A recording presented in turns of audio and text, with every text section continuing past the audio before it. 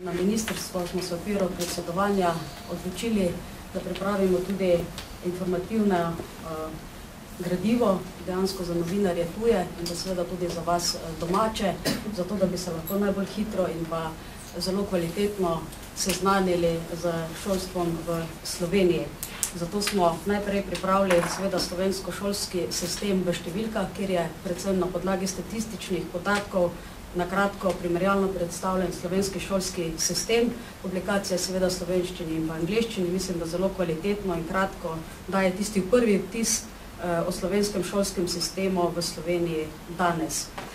Druga stvar, ki smo jo pripravili, pa je dejansko zaobseženo gradivo, ki pa govori v 3 vidikih in sicer želimo predstaviti to knjigo z vidika včeraj, danes, jutri. To pomeni, da najprej govori o zgodovinskem delu slovenskega šolskega sistema, vključno z samostojno državo.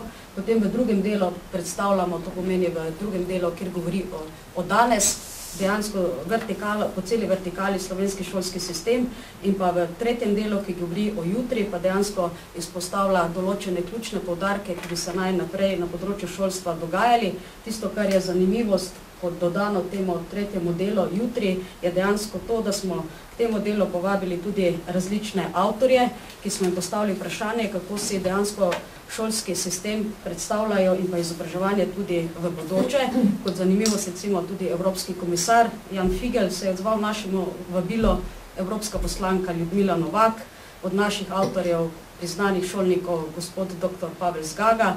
Povabili smo tudi recimo z področja gospodarstva, boste lahko brali članek od gospoda Colariča in gospoda Bobinca, tako da smo povabili različne avtorje, da so nekako skušali odgovoriti vsak seveda za svojega vidika, kako gledajo na razvoj šolstva v bodoče, torej kakšno vizijo in kakšne pričakovanja postavljajo šolstvo.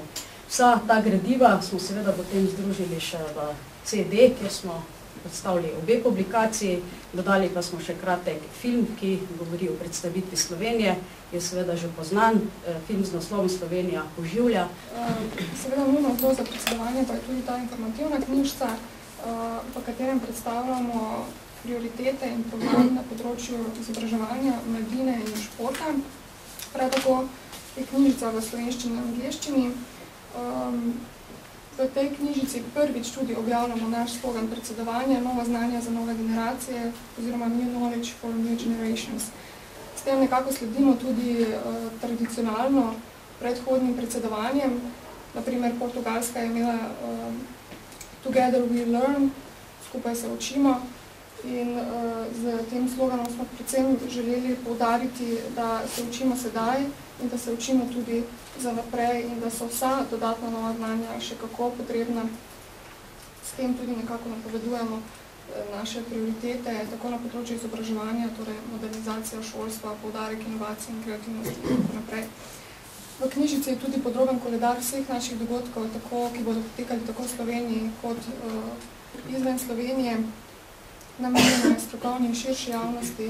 Naj povem, da te publikacije, ki jih je predstavila državna sekretarka, smo že dali tujim dopisnikom in so bili navdušeni, pozitivno presenečeni. Mislim, da te knjižice zelo zgoščeno predstavljajo naš šolski sistem, tako so ocenili tudi tuji dopisniki, kot sem že rekla, tukaj na obisku v Sloveniji. Še pa se s področja predsedovanja, torej medkulturni dialog bomo vsekakor izkoristili tudi za večjo vključenost mladih. Tako bo tema medkulturnega dialoga tudi na mladinskem dogodku, ki bo aprila. Tako na mladinskem dogodku, kjer se ga bo odeležili mladi, mladinske organizacije, nevladne organizacije, kot tudi potem na srečanju generalnih direktorov za mladino. Potekalo bo pa od 19. do 20. aprila na mladinskem dogodku in 21. aprila na srečanju generalnih direktorjev. Takoj. Za tele 3 publikacije je finančni zalogaj 27.700 evrov za vse 3 publikacije. Za vašo pa? Sedaj za tole manjšo in krajšo informativno knjižico pa smo zaenkrat natisnili 1000 izvodov, vse skupaj z kovanjem in tiskom je 1790 evrov.